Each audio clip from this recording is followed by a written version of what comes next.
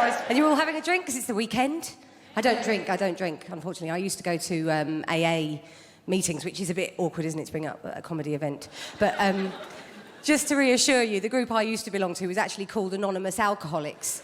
And we'd just meet down the local pub and just get utterly shit-faced and not tell each other our names. So the credit crunch, that's dragging on, isn't it? It's a strange thing, the phrase credit crunch is getting a little bit laboured now. I'm getting bored of the expression. Everyone's blaming everything on the credit crunch, weather's shit, credit crunch, car won't start, credit crunch. Got chlamydia now, credit crunch. Can't blame everything on it, really. You've got to rein that in. And this is the thing, because obviously you don't know where you are. People use phrases and expressions, and it's a sort of, you know, this is the culture we live in, a bit of bullshit culture. I saw an advert recently for a 5-door car, and when I got down to the showroom, it turned out to be a 4-door car with a boot. You can't go around changing the name of things. That's not reasonable, is it? Where do you draw the line with that scale of bullshit, really? What then is the petrol flap? Is that a fairy door? Because if they said that, I'd get one. I'd be so excited. It's got a door for fairies. Is it coming yellow? I'd be over the moon. So these are the things that I don't... You know, it's difficult to... Like, people use expressions that I suppose they've picked up off the telly, phrases and exaggeration. That's a thing, you know, that we get used to. I cooked a meal for my friend recently, and she said, oh, I can't eat that because I've got a wheat, lactose, banana, Marmite intolerance. I think you've got an eating disorder. It's a strange thing. She said, oh, I've given up drinking during the week. Well, you'll dehydrate.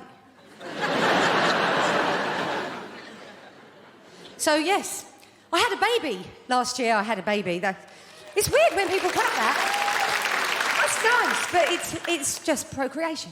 But yes, I had a baby. It was lovely. It was boring being pregnant. God, they drag that out, don't they? That does go on. It takes a really long time to cook a human.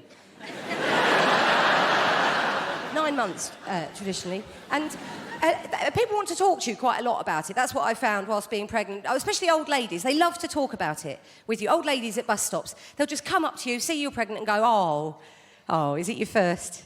Are you excited? This is what you get asked all the time. Are you excited? You excited? You first? You excited?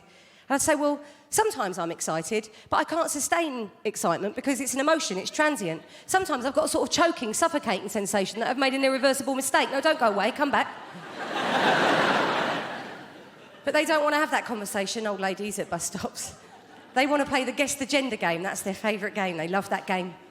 It's amazing to me that a game with a 50-50 outcome can evoke such speculation from old women. But they do really love that game. It's amazing. They're like, oh, do you know what you're going to have? I said, no.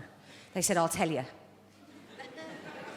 Your bump, it's high, as opposed to low.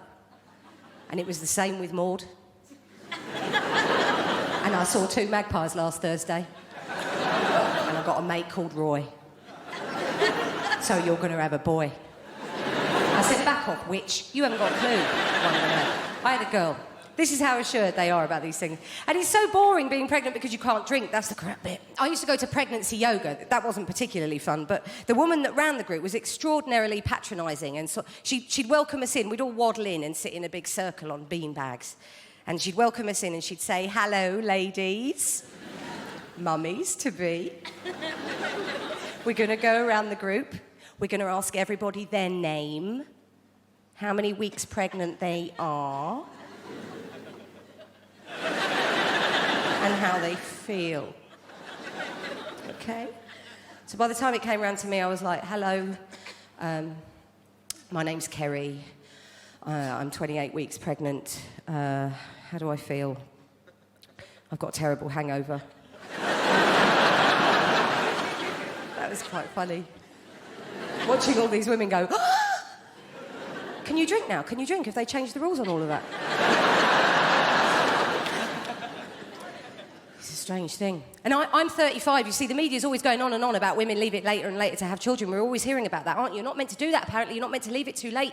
If you're thinking of doing that, you're meant to put your eggs in a Tupperware box, stick them at the back of the fridge. And they say that the reason my generation leave it later and later to have children is because we've got arrested development. This is what they put it down to. We don't want to grow up. We're too busy pretending to be young. And I didn't realise how true that was until I told my oldest friend that I was having a baby, my old mate that I went to school with.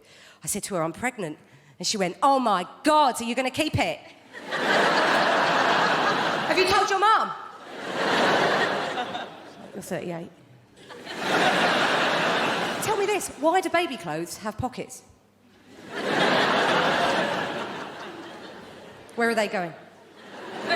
That's brilliant. That creates images of a 10-week-old baby going, wallet, keys, phone. Let's go.